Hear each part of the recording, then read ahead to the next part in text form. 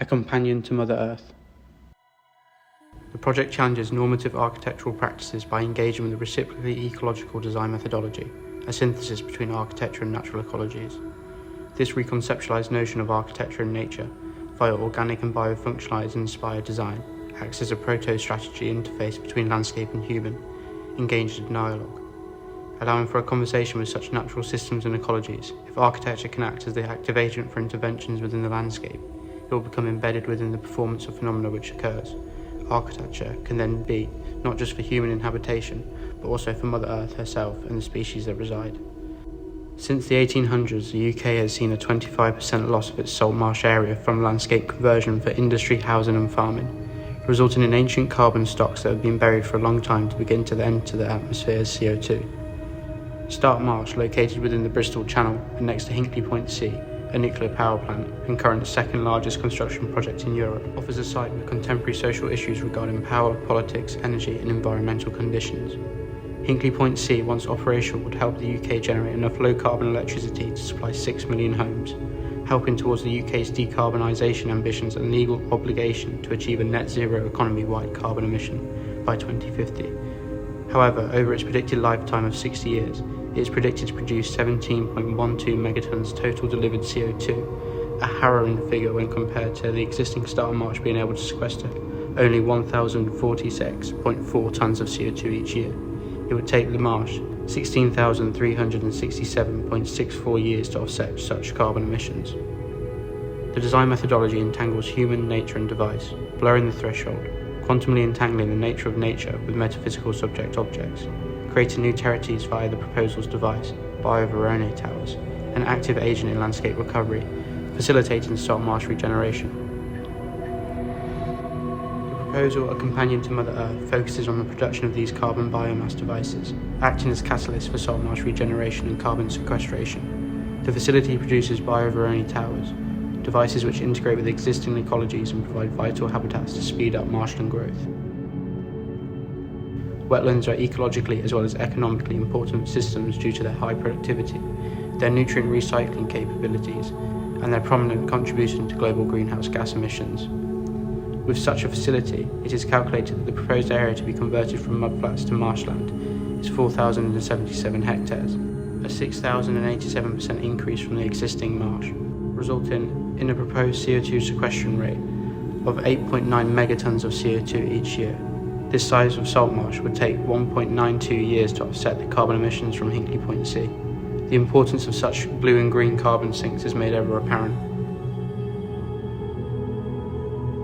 It matters what matters. We used to think others matters with. It matters what stories we tell to tell other stories with.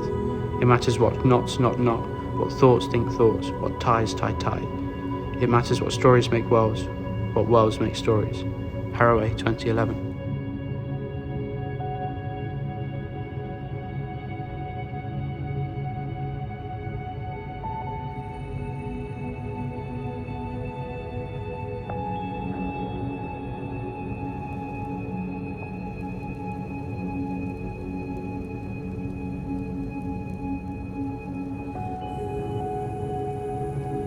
Here we see the facility in its total, its integration with the landscape, and the landscape as an extension of the facility. Vertical timbers with pile-driven foundations puncture the marsh, and where they do, a gesture of a continued vertical element is made to signify this sacrificial and necessary intervene in nature. The timbers serve as to reduce the footprint which punctures the marsh. Suspending and holding up this plane means that the marsh can still grow beneath with aluminium mesh, allowing the light to penetrate through and the marsh to grow up. The facility and accommodation elements are clad in mycelium panels, based on the precedent of the growing pavilion, in which calculations by supplier Chrome Bio show that when producing a ton of mycelium, 2 tons of carbon dioxide are captured from the atmosphere, offsetting such marsh punctures. Raceways. The facility operates by first growing algae in raceway ponds. This is then transported via pipes into the facility where the algae is turned into an algae polymer by drying or lipid extraction via hydrolysis. This is then transported to the algae pump towers with fermentation sacks above and an indicator, linked directly to the territory as a visual and open source measure of progress. The polymer is then also fed into the printing tower ready to be printed and distributed. Bio-Verone towers distributed into the landscape, forming a new territory. these towers helping the salt marsh ecologies grow.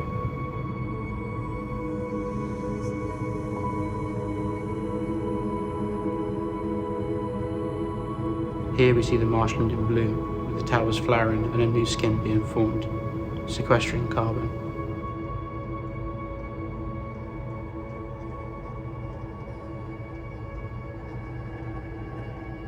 Ecology isn't just about global warming, recycling and solar power, and not just to do with everyday relationships between humans and non-humans.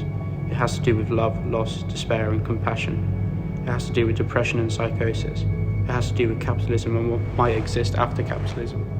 It has to do with amazement, open-mindedness and wonder. It has to do with doubt, confusion and skepticism. It has to do with concepts of space and time. It has to do with delight, beauty, ugliness, disgust, irony and pain. It has to do with consciousness and awareness. It has to do with the ideology and critique. It has to do with reading and writing. It has to do with race, class and gender. It has to do with sexuality. It has to do with the idea of self and the weird paradoxes of subjectivity. It has to do with society. It has to do with coexistence. Morton, 2012.